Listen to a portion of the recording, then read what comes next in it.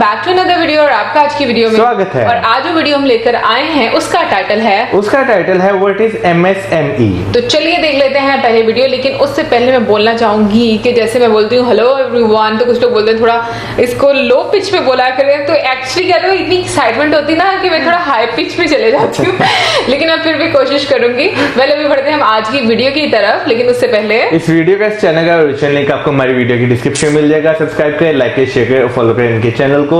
उसके अलावा हमारे ब्लॉगिंग चैनल का लिंक और इंस्टाग्राम का लिंक भी हमारी वीडियो की डिस्क्रिप्शन में मिल जाएगा। सब्सक्राइब करें, लाइक करें, शेयर करें, फॉलो करें। तो चलिए देख लेते हैं वीडियो। जय हिंद।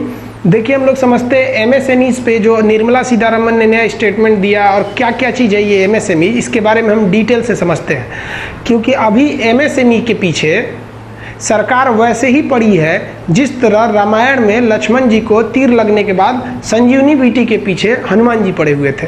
तो देखिए, हम लोग समझते हैं एमएसएमई का फुल फॉर्म क्या होता है। एम से होता है micro small and medium enterprises. देखिए ईएस, देखिए केवल ई रहता तो इंटरप्राइज होता है यानी सिंगल उद्योग, और ईएस से इंटरप्राइजेज यानी बहुत सारे उद्योग, यानी सूक्ष्म लघु एवं मध्यम उद्योगों को हम क्या कहते हैं, एमएसएमई कहते हैं। इसके लिए एक अलग मंत्रालय आता है। इससे बड़े उद्योग रहेंगे तो उसे कहते हैं लार्ज, उससे बड़ा रहेगा तो हैवी। आप सुने होंगे द्वितीय पंचवर्षीय योजना में भारी उद्योग, हैवी इंडस्ट्रीज को दिया गया था जगह। चलिए हम कोशिश करते हैं कि आपको एकदम आराम से समझ में आ जाए कि एमएसएमई क्या होते हैं। देखिए एकदम छोटे या फिर देखिए अति सूक्ष्म लघु या मध्यम उद्योग में कौन कौन चीज आते हैं। सबसे पहले तो इसमें आता है पैक्ड फूड। आप बहुत सारे पैक्ड फूड खाते होंगे, कुरकुरे, चिप्स, लेज, बिस्किट, क्या क्या आता है दुनिया भर का तो पैकेट में सामान आता है पैक्ड फूड। तो सारा पैक्ड फूड एमएसएमई में आता है। फल और सब्जियां ये सब भी एमएसएमई में आते हैं। किराना की दुकान, दाल चावल राशन वासन सब एमएसएमई में चला जाएगा। होटल एमएसएमई में, रेस्टोरेंट जिसको हिंदी में रेस्तरां कहते हैं ये भी जाएगा एमएसएमई में।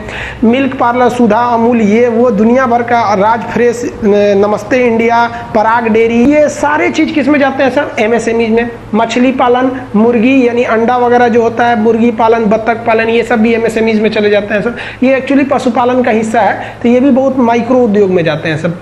अब मील, जैसे देखिएगा आटा पीसने का मील, तेल निकालने का मील, फ्लोर मिल, आटा पीसने वाला जो होता है, तो कई तरह के मील भी होती हैं सब। ये सब किस में चले जाएंगे, एमएसएमई में। आपके यहाँ चलता होगा चिमनी जिसपे ईंटा बनता है, तो चिमनी भी किस में जाएगा, एमएसएमई में चला जाता है। और क्या आएगा, मोटर वाहन, साइकिल आ जाएगा। फर्नीचर यानी जो पलंग वगैरह शादी ब्याह में दिया जाता है, सोफा वगैरह, कुर्सी, वो चला जाएंगे। कॉस्मेटिक आप समझते हैं, महिलाओं का ये ब्यूटी पार्लर और कॉस्मेटिक, वो जो एक आता है एक ठो पता नहीं क्या क्या लगाने के लिए, महिला सब कॉस्मेटिक बहुत ज़्यादा लगाती है सब। एक तो इसे ठोड़ रंगने के लिए ऐसे ठोड़ रंग लेती है सब, फोकस मारने के लिए। तो ये सब फोकस मारने के लिए जो कॉस्मेटिक हो गया, ब्यूटी पार्लर हो गया, सैलून हो गया, ये सब भी एमएसएमई में जाएंगे। इलेक्ट्रिक चीजें जिसमें हैवी मोटका तार गया रहता है उसे इलेक्ट्रिक कहते हैं। अब पतला गया है तो इलेक्ट्रॉनिक कहते हैं। टीवी क्या है, इलेक्ट्रॉनिक। पंखा क्या है, इलेक्ट्रिक। हालांकि इसको हम डिटेल से समझाएंगे फिजिक्स में। बुक्स एंड कॉपी इंडस्ट्री, आप देखिए क्लासिक की कॉपी, दुनिया भर की कॉपी किताबें, ये सब एमएसएमई में जाएंगी सब। अब देखिए इधर और कुछ देखते हैं, फोटोकॉपी, दर्जी, लैब जिसमें बीमारियों की जांच होती है, जांच घर, लैब में अल्ट्रासाउंड, एक्सरे, एमआरआई दुनिया भर का चलाता है। तो ये सब भी एमएसएमई के अंडर में आते हैं सब। इसको माइक्रो स्मॉल एंड मीडियम यानी एमएसएमई में रखेंगे। हार्डवेयर, हार्ड मतलब होता है कठोर, वेयर मतलब होता है सामान। हार्डवेयर के अंतर्गत आपको क्या क्या आ जाएंगे, हथौड़ी आ जाएगा, छीनी आ जाएगा, कांटी आ जाएगा, यानी बिल्डिंग को बनाने में जो नहीं ये सब सामान का प्रयोग होता है, हार्डवेयर वगैरह आ जाएगा।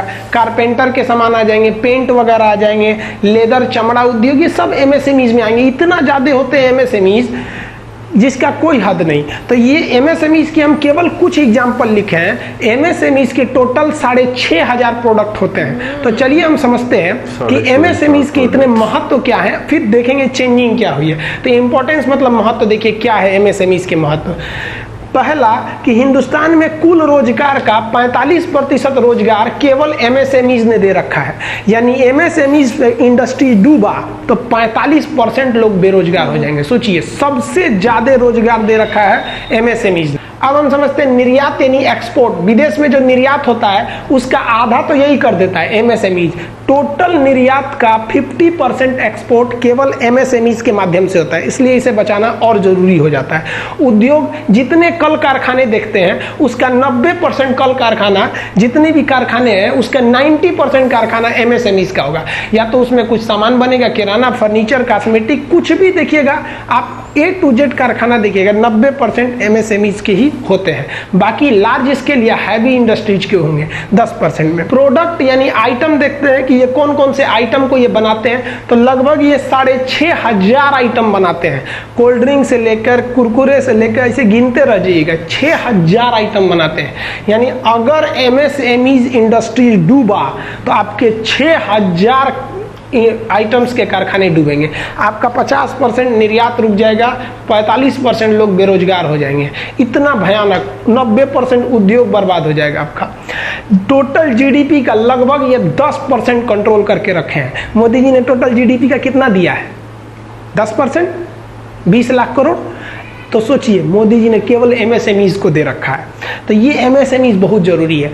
जैसे ही मोदी जी ने अनाउंस किया था कि भैया हम एमएसएमईज को बढ़ावा देंगे, एमएसएमईज इंडस्ट्रीज ने अपना जी जान लगा दिया कि भैया सरकार हमको बढ़ावा देगी। अभी हम समझते हैं कि सरकार कैसे बढ़ावा देती है, लेकिन उससे पहले हम आपको एक टेलर दिखा देते हैं कि एमएसएमईज वालों का क्या जलवा है। देखिए, कोरोना फैलने के बाद चाइना से हम लोग ने N95 मास्क मंगाया। वो मास्क डॉक्टरों के लिए होता है जो मरीजों के एकदम क्लोज कांटेक्ट में रहते हैं, वो भी गड़बड़ी वाला दे दिया। PPE kit, personal protective equipment, आप देखते होंगे रेन कोट की तरह सफेद सफेद या ब्लू कलर का एक जैकेट की तरह डॉक्टर पहनते हैं सब। एक दिन बाद उसको क्या करते हैं लोग, उतार के फेंक देते हैं। वो खत्म कहानी, एक ही दिन का उसका काम ही होता है। जब ड्यूटी पे जाएगा तभी पहनेगा, आएगा तो उसको फेंक देगा। उसी को PPE किट कहते हैं, personal protective equipment. N95 China से आ रहा था, PPE किट चाइना से आ रहा था, रैपिड टेस्टिंग किट चाइना से आ रहा था। अब इन ससुरो चीज में चाइना ने एकदम घटिया सामान भेज दिया। इटली को भी घटिया बेचा, भारत को भी बेचा। तो भारत के ICMR ने कहा कि जहां जहां भी ये सब चीजें हैं, ये डुप्लीकेट चीज हैं, आप इस्तेमाल मत कीजिए।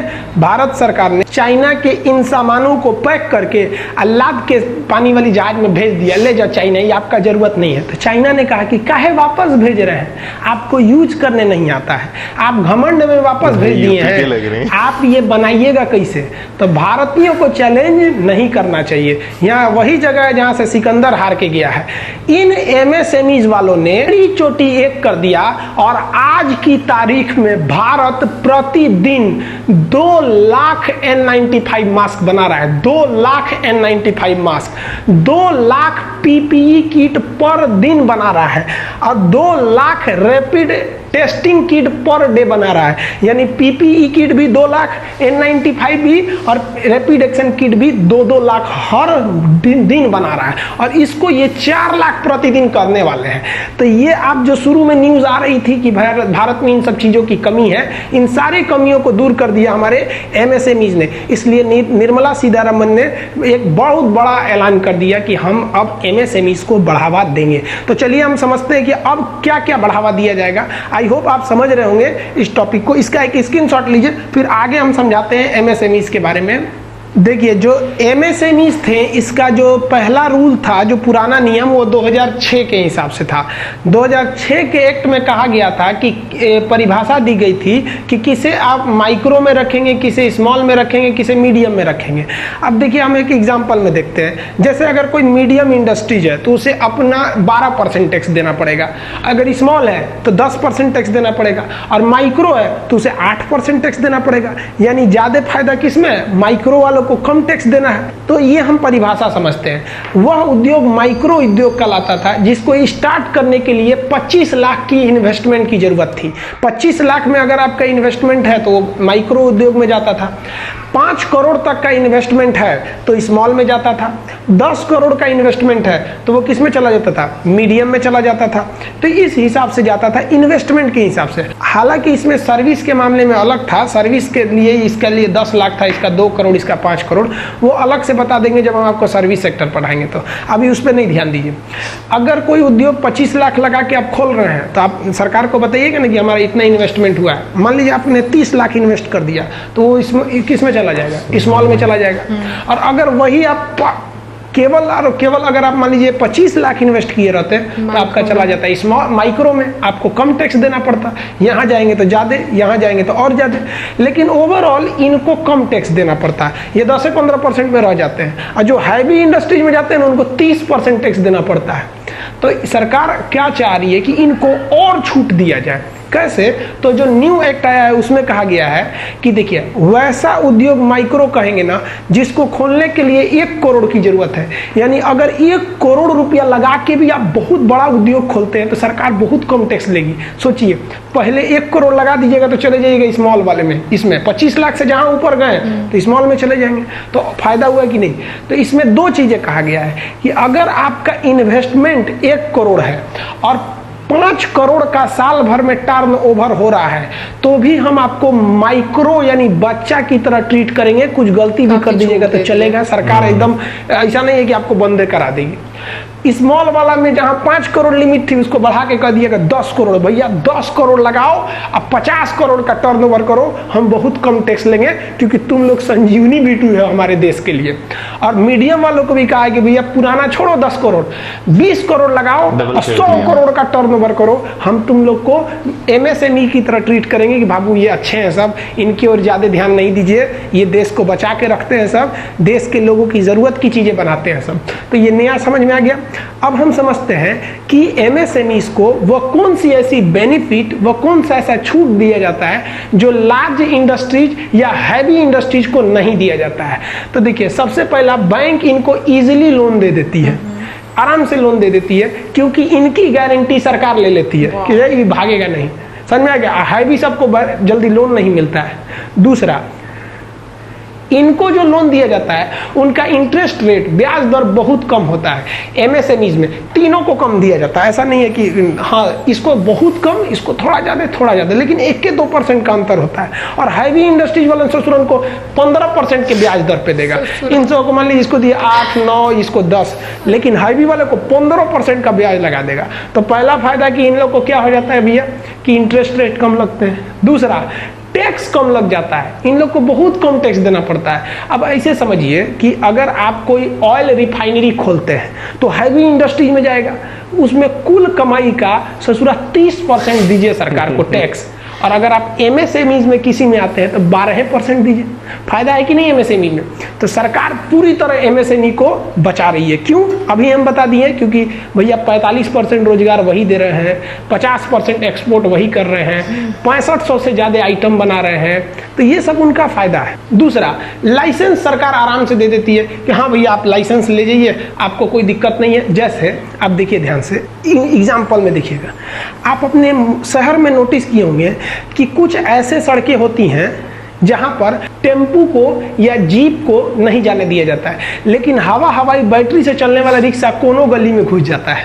देखे हैं कि नहीं? क्योंकि वो इस सब में आ जाते हैं, उन लोग को ज्यादा फायदा हो जाता है। अब आप ट्रक को देखिएगा, शहर के बीचों बीच में ट्रक रात 9 बजे से पहले घुसने नहीं दिया जाता है, बाईपास पे खड़ा रखता है। बाईपास की सड़क चौड़ी बनाई जाती है इसीलिए कि ससुरा यहीं खड़ा रहेगा सब दिन भर, उसको 90 फीट कहीं 80 फीट बोला जाता है, तो वहीं बेचारे खड़े रहते हैं सब। और छोटकी गाड़ियां दिन भर घूमती रहती है सब। क्यों? क्योंकि उनको आराम से लाइसेंस मिल जाता है, उन्हें सर्टिफिकेट दे दिया जाता है कि इनको कोई नहीं रोकेगा, पुलिस वाला कोई नहीं रोकेगा। समझ में आया? तो ये सब फायदे होते हैं। इनको सरकार प्रेफरेंस देती है, वरीयता देती है कि नहीं भैया इनको जाने दीजिए, इनको मत रोकिए। समझ में आ गया? और सबसे बड़ा की चीज क्या है, ससुरा NGT नौटंकी नहीं करता है। NGT क्या है? National green tribunal. अब NGT है भैया पर्यावरण का नियम लेके चल आएगा। मान लीजिए आप कोई बहुत हैवी इंडस्ट्रीज खोलना चाह रहे हैं 100 करोड़ रुपया लगा के, तो NGT आएगा। देखिए, पानी निकालने की अच्छी व्यवस्था होनी चाहिए, धुआं वाली चिमनी बहुत ऊंची होनी चाहिए, वर्कर को ये सुविधा, मतलब इतना ज्यादा ये पर्यावरण का नियम चिपका देगा ना कि आप इसी को पूरा करते करते पगला जाएंगे। तो सरकार ना NGT को कहती है कि रे बकलुलवा, तू एमएसएमई वाले को डिस्टर्ब मत करना, ये बहुत बेहतरीन काम कर रहे हैं सब, ये देश की जनता की जो मूलभूत आवश्यकता है उनका उत्पादन कर रहे हैं। तो निर्मला सीतारमन में भाषण में यही कहा कि अब हम लोग फुल फोकस किस पे करेंगे, एमएसएमईज पे करेंगे, क्योंकि ये लोग 6500 चीजों का उत्पादन करते हैं। अगर एमएसएमईज सुदृढ़ हो गया तो 6500 चीजें जो हमारी मूलभूत जरूरतें हैं वो हमारी पूरी हो जाएंगी इसी एमएसएमईज के तहत। अतः इसी को कहा गया आत्मनिर्भर भारत, हम अपने आप पर आत्मनिर्भर हो जाएंगे और ये हम कर सकते हैं। ये एमएसएमई ने दिखाया है। जो चाइना घमंड में कहता था कि तुम कोरोना की जांच कैसे करोगे, डॉक्टरों को मास्क कहां से दोगे, उनको पीपीई किट कैसे दोगे, हम लोग पर दिन 2 lakh kit, 2 lakh PPE kit, 2 lakh N95 mask, 2 lakh rapid test करके दिखा दिया चाइना को कि अगर एमएसएमई जिंदा है तो हमारे हिंदुस्तान को आगे बढ़ने से कोई नहीं रोक सकता है। हम उम्मीद करते हैं कि आपको आसान भाषा में एमएसएमई समझ में आया होगा। फिर भी अगर आपको कोई प्रॉब्लम है तो आप उसे कमेंट करके बता सकते हैं। आप इसका एक स्क्रीनशॉट ले लीजिए, फिर हम आगे समझाएंगे आपको कि लेबर लॉ में क्या सुधार किया गया है, क्या लेबर लॉ है, इसके बारे में हम चर्चा करेंगे। छोटे जो बिजनेसमैन होते हैं एक कंट्री में, नो डाउट वो जो है बहुत ज्यादा कंट्रीब्यूट करते हैं एक कंट्री की डेवलपमेंट में, क्योंकि बेसिकली लोग जो है वो ज्यादातर हैवी मशीनरी नहीं खरीदते, वो छोटी छोटी चीजें जो डेली उनके यूज की होती हैं वो खरीदते हैं। जैसे साबुन हो गया, जैसे औरतों की अगर बात करें ब्यूटी पार्लर पाउडर हो गया तो ये ऐसी चीजें जो वाकई छोटी लेवल के बिजनेस पे आती हैं। बिल्कुल। और सबसे पहले तो मैं यहाँ पर अप्रिशिएट करूंगी कि जो लेक्चर दे रहे थे, मुझे उनका नाम तो नहीं आता, बट हम लोग फर्स्ट टाइम उनकी वीडियो देख रहे थे, मुझे बहुत ही इंटरेस्टिंग तरीका लगा जिस तरीके से वो समझा रहे थे। वैसे लेक्चर देने वाले या तो वो यूपी के लग रहे थे या वो बिहार के लग रहे थे, क्योंकि उनकी बोली कुछ इस तरह की थी। अब मुझे पता नहीं वो आप हमें जरूर बताइएगा, बट ये कि मुझे बहुत अच्छा तरीका लगा, इसलिए कि एक तो वो समझा बहुत अच्छे तरीके से रहे थे और दूसरा ये कि काफी ना एंटरटेनिंग तरीका था उनका समझाने का, बीच में थोड़ा सा मजाक भी, और एक वर्ड जो सा था वो मुझे तो बहुत ही फनी लगा था। बट एनीवे बात करें अगर आज की वीडियो की, तो मुझे ये चीज बड़ी अच्छी लगी कि जिस तरीके से उन्होंने सारी चीजें डिस्क्राइब की कि किस तरीके से 45% लोग जो उनसे हैं पूरी पॉपुलेशन का वो एमएसएमईज में आते हैं और वो काम करते हैं, वो उस पर निर्भर होते हैं। तो ये चीज वाकई में बहुत इंपॉर्टेंट, और मैं यहाँ पर वाकई में क्रेडिट देना चाहूंगी निर्मला जी को, जो कि फाइनेंस मिनिस्टर ऑफ इंडिया है, और जो पैकेज वो लेकर आई 3 लाख करोड़ का, बहुत ही अच्छा। और उसमें जितनी ज्यादा एमएसएमईज को सुविधाएं दी गई, उनको छूट दी गई, वो भी बहुत अच्छी है। बिल्कुल। इस पैकेज की अगर बात करें तो ये आज से लगभग जो है 2 महीने पहले जो है ये पैकेज जो है अनाउंस किया गया था, और हमने भी इस पे वीडियो बनाई थी। और इस पैकेज के जो हमने जो अब कोर बेनिफिट्स के वो अब देखे हैं कि जहां पे 25 लाख इन्वेस्टमेंट कर रहे थे माइक्रो वाले, वो 1 करोड़ भी जो अगर इन्वेस्ट करते हैं तो उन्हें जो है टैक्स रेट जो है वो काफी उतना ही रहेगा। बिल्कुल। लेकिन अगर पहले देखा जाए तो अगर 25 लाख से 2-3 लाख रुपया भी ऊपर हो जाए तो आप जो है माइक्रो से उठ के सीधा स्मॉल में हो जाएंगे। तो यहाँ पे अगर क्रेडिट की बात की जाए तो नो डाउट इंडियन गवर्नमेंट को जाता है कि उन्होंने जो है छोटे इंडस्ट्रियल यानी कि छोटी इंडस्ट्री के जो लोग हैं, जो बिजनेसमैन है, उन्हें उठाने का सोचा है। उसके अलावा बीच में उन्होंने एक चीज डिस्कस की थी जो क्या कहते हैं पीपी किट्स की, और जो बाकी किट्स हैं उनकी बात करें तो मुझे भी अच्छी तरह याद है चाइना ने पाकिस्तान के साथ भी इसी तरह की हरकत की थी कि जो अंडर गारमेंट्स होते हैं ना उसके N95 मास्क बना के पाकिस्तान, हाँ जी, मास्क बना के पाकिस्तान भेज दिए थे, और काफी ज्यादा ये जो है हमारी चर्चा में रही थी। उसके बाद फिर पाकिस्तान ने भी खुद प्रोडक्शन करना शुरू की थी उस लेकिन मुझे अच्छा लगा था यहाँ पर कि बहुत सारे यहाँ पर जो डिजाइनर्स थे उन लोगों ने भी पीपी किट जो है वो बनाना स्टार्ट कर दी थी, और काफी सस्ती, यानी कि अब मुझे इंडिया में तो नहीं पता कि वो कितने की मिल रही है, लेकिन जब मैंने देखा था तब 80 रुपए की एक पीपी किट बनाना स्टार्ट की थी पाकिस्तान में, जो जो मतलब डिफरेंट डिजाइनर्स है यहाँ पर। मैंने 500 की देखी थी। नहीं, मैंने 80 रुपए से देखी थी कि यहाँ पर स्टार्ट हो गई थी। और N95 मास्क तैयार हो रहे हैं, ये मुझे पता नहीं था, ये मुझे मौसम से पता चला। ये मैंने जो है और रैपिड टेस्ट किट जो भी है वो भी अब जैसे कि उन्होंने बताया कि एक दिन में 2 लाख मतलब ये सारी चीजें जो सी है वो तैयार की जा रही हैं, जो कि बढ़कर 4 लाख तक चली जाएंगी। तो इससे पता चलता है कि एक कंट्री में कितना पोटेंशियल है, वो अपने लिए बहुत सारी चीजें जो सी हैं वो खुद ही बना सकते हैं। बात सिर्फ ये है कि आपको जरूरत होती है, आपको एक पुश करने की जरूरत होती है। लेकिन मुझे बस एक चीज जो सी है वो थोड़ा सा लगता है कि जब जरूरत पड़ती है हम तभी चीजें बनाना शुरू होते हैं, जब हमें आगे से नहीं मिलती। हम उससे पहले क्यों नहीं अपनी कंट्री के लिए करना शुरू करते? बेसिकली हम लोग जो है ना, वो जब एक आफत सर पे आके बैठ जाती है ना, फिर हम जरा गौर फिक्र करते हैं, उसके बारे में सोचने की कोशिश करते हैं। हमारी जो है प्री प्लानिंग हम जिसे कहें, हम करते तो हैं, लेकिन हम उस पे जो है इम्प्लीमेंट जो करनी होती चीजें वो नहीं करते। जैसे कि हम बात करें, हमने लास्ट वीडियो जो देखी थी जिसमें कहा गया था इंडिया ने 2006 में जो है वो इस पे वर्क करना स्टार्ट किया, लेकिन अगर बात करें उससे पहले कंप्लीट हो जाना चाहिए था इंफ्रास्ट्रक्चर को, लेकिन 2021 में हो रहा है। तो ये है कि हम काम करते हैं, लेकिन हम काम करने में बहुत ज्यादा स्लो हैं। लेकिन अभी जो मैं देख रही हूँ, स्पेशली इस लॉकडाउन में मैंने देखा है कि इंडिया में बहुत ज्यादा चेंज आया। बहुत सारे लोगों ने आत्मनिर्भर भारत का जो एक कैंपेन है, या हम बोलेंगे कि वो एक मोटो है,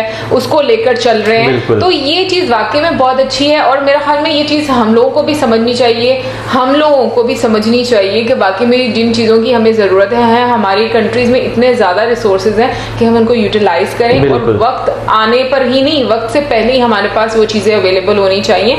लेकिन इसके साथ साथ लेकिन इसके साथ साथ वो बात फिर वही आ जाती है कि हम जो है अपने यहाँ पे प्रोडक्शन करते हैं, तो वो प्रोडक्शन जो है हमें महंगी पड़ती है। लोग जो है वो प्रेफर करते हैं चाइना की चीजों को। तो वही मैं यहाँ पे बात करना चाहूँगी। अब गवर्नमेंट्स का यहाँ पे काम बनता है कि वो किस तरह अपने प्रोडक्ट्स को आगे लेके आती हैं, किस तरह चीजों को प्रमोट करती हैं, किस तरह बाहर से जो प्रोडक्ट्स आ रही हैं जो सस्ती हैं उन पे टैरिफ बढ़ाए, उन पे टैक्स बढ़ाए, ये अब गवर्नमेंट पे डिपेंड करता है। मुझे ऐसा लगता है कि जो एक लोकल प्रोडक्शन आपकी होती है, और आप उसको प्रोड्यूस करने वाले को जितनी ज्यादा उसके साथ फ्लेक्सिबल पॉलिसीज रखोगे, आपकी कंट्री में उतना ज्यादा प्रोडक्शन होगा, चीजें बढ़ेंगी, और जो एक लोकल आपकी लाइक इंडस्ट्री है वो उसको भी बूस्ट मिलेगा, प्लस आपके कंट्री में जॉब अपॉर्चुनिटीज भी ज्यादा होंगी। वेल ओवरऑल बहुत अच्छी वीडियो थी। फाइनली आज हम लोगों को, उस दिन हम लोगों ने जब लास्ट टाइम पर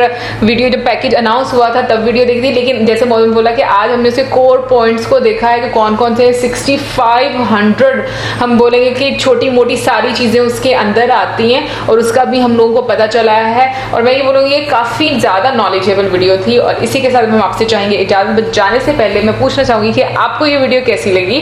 don't forget to mention in the comment section. और इसी के साथ अब हमें इजाजत, हमारी वीडियोस करें, हमारे चैनल पर वीडियोस करें, and keep us in your prayers. Good bye.